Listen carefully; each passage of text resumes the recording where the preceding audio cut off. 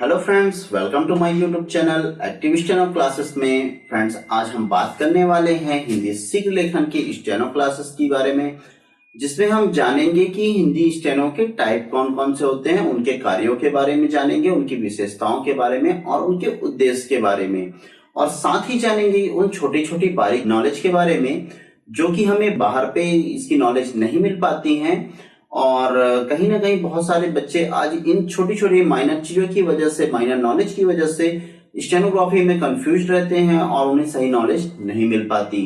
तो फ्रेंड्स, ज्यादा टाइम न गवाते हुए सीधा चलते हैं वीडियो की तरफ। वीडियो में आगे बढ़ने से पहले मैं बता देना चाहता हूँ, मेरा नाम किशन सिंह है और मैं पिछले 3 वर्षों से हिंदी स्टेनो क्लासेस ले रहा हूँ। तो फ्रेंड्स, सीधे चलते हैं वीडियो की तरफ।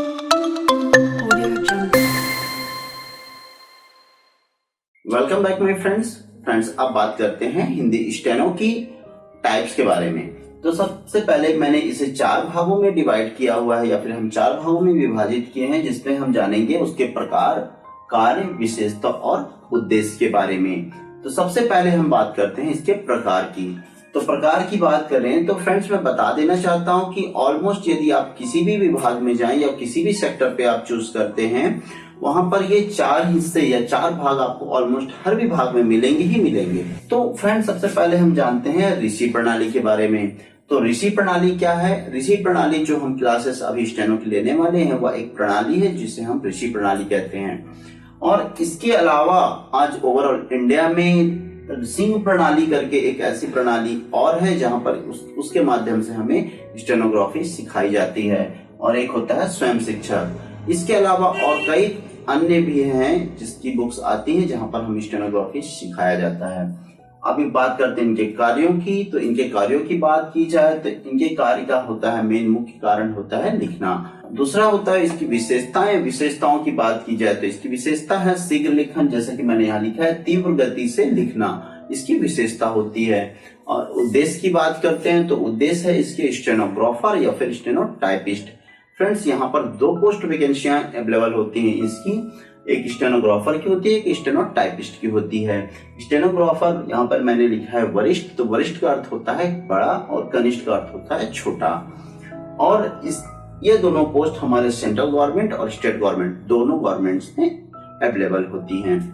और अब बात करते हैं इसकी, जो मैंने बताया जैसे कि इसमें बारीक चीजें, जो माइनर चीजें हैं, वो नॉलेज बहुत जरूरी है प्रत्येक बच्चों को स्टेनोग्राफी करने से पहले। तो सबसे पहले हम बात कर लेते हैं भाषा की, कि भाषा किसे कहते हैं। भाषा किसी शब्द या वाक्य को सुनकर उस पर विचार कर समझना भाषा कहलाता है। फ्रेंड्स, वैसे तो ये बहुत ही कॉमन सी चीजें हैं, लेकिन फिर भी बहुत सारे बच्चों को नॉलेज नहीं हो पाती, या फिर हम कहें इसे एक्सप्लेन करना उन्हें थोड़ा सा मुश्किल होता है। और इसके बाद करते हैं हम लिपि की, कि लिपि किसे कहते हैं। तो लिपि का अर्थ होता है किसी शब्द या वाक्य को सुनकर या विचार कर उसे कॉपी पर अंकित करना लिपि कहलाता है। और जो थर्ड क्वेश्चन है कि वर्ण क्या है, तो वर्ण का मतलब होता है कि ध्वनि की सबसे छोटी इकाई वर्ण कहलाती है, जिसमें स्वर और व्यंजन दोनों शामिल होते हैं, जिसे हम वर्ण कहते हैं। तो फ्रेंड्स, अभी तक हमने जाना कि वर्ण क्या है। अब जानते हैं, जैसे कि हमने जाना वीडियो में, कि वर्ण के 2 भाग होते हैं। अब उसे देख लेते हैं। जैसे कि ये है हमारा वर्ण। वर्ण के 2 हिस्सों में बांटा गया है, एक स्वर और एक व्यंजन, या फिर हम कहें वॉवेल्स और कॉन्सोनेंट्स। अब नेक्स्ट के बात करते हैं कि स्वर के बारे में जानते हैं कि स्वर क्या है।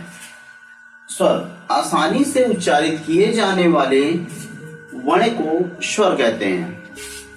स्वर के 2 प्रकार होते हैं, एक शाब्दिक स्वर होता है, शब्दों की तरह दिखाई देने वाले स्वर को या शब्दों की तरह लिखे जाने वाले स्वर को हम शाब्दिक स्वर कहते हैं, जिसमें हम एग्जाम्पल के थ्रू अगर समझें तो कुछ इस तरीके से जो दिखाई दे रहा है, इसे हम शाब्दिक स्वर कहते हैं।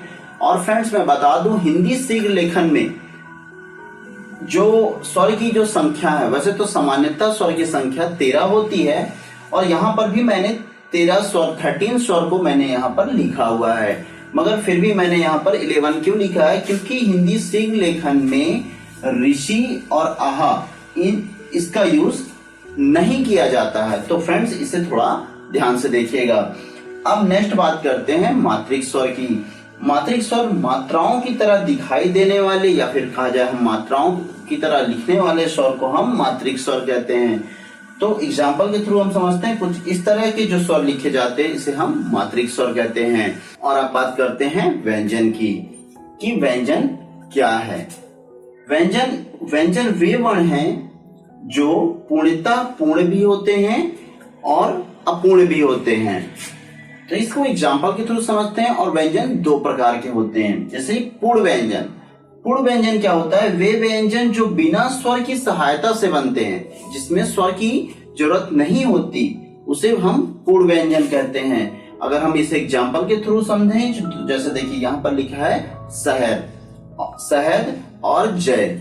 यहाँ पर ना ही मात्रिक स्वर का यूज हुआ है ना ही शाब्दिक स्वर का, और यह शब्द कंप्लीट शब्द है। मतलब कहने का यह तात्पर्य हमारा कि आप इसमें कोई ऐसे वर्ड को ही चुनिएगा जिसका कोई अर्थ होता है। ऐसा नहीं है कि आपने कुछ भी लिख दिया कि यज का कोई अर्थ नहीं होता है, हसद का कोई शब्द नहीं होता। तो इस तरीके के वर्ड को आप नहीं कह सकते कि वह पूर्ण है या फिर अपूर्ण, वह पूरी तरह से गलत हो जाएगा।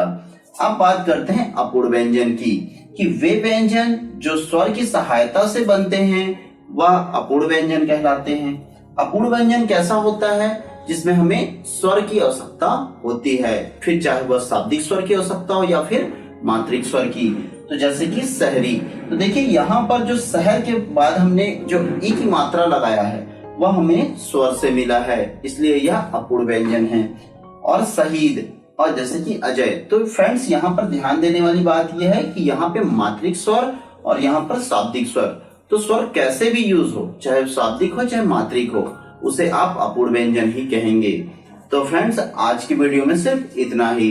अब बात करते हैं कुछ बेसिक नॉलेज की। तो फ्रेंड्स यहाँ पर जितना भी बातें मैंने आपको बताई, इस वीडियो के माध्यम से आप लोगों को जानकारी मिली। तो मैं चाहूंगा फ्रेंड्स कि आप जो भी क्वेश्चंस आए आपके, उसे आप कमेंट्स कर दें। और जो भी बच्चे आप स्टेनो की क्लासेस, ऑनलाइन क्लासेस लेना चाहते हैं, तो उसके लिए आप हमारे व्हाट्सएप नंबर जो हमारे स्क्रीन पे दिखाई दे रहा होगा, वहाँ उस पर आप व्हाट्सएप कर दीजिए, उसका रिप्लाई जरूर देंगे। तो फ्रेंड्स आज के लिए सिर्फ इतना ही।